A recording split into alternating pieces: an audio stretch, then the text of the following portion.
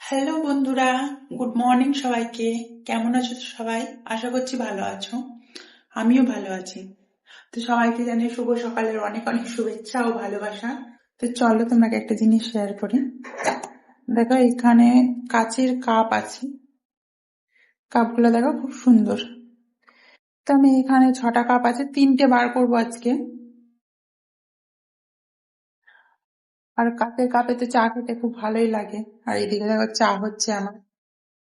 সত্যি কাচের কাপে চা খেতে আমার খুব ভালো লাগে। কার কার কাচের কাপে চা খেতে ভালো লাগে অবশ্যই জানিও। আবার তোমাদের সঙ্গে চায়ের ভিডিও শেয়ার করছি। এবার তো তোমরা আমাকে গালিগালাজ করতে পারো।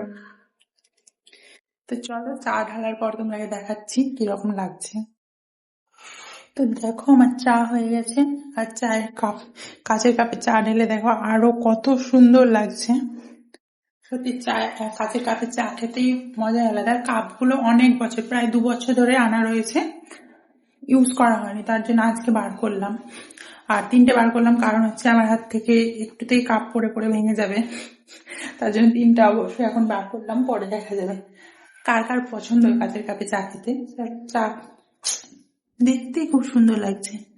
আর ভর্তি ভর্তি চা খেলে বুঝতে পারছো কি অবস্থা, তার জন্য হাফ হাফ করে ঢেলেছি। সবাই ভাবো না যে এত বড় কাপে হাফ করে চা ঢেলেছো কেন। ভর্তি ভর্তি চা খেলে কি হতে পারে তোমরাই বুঝতেই পারছো। টাটা সবাইকে।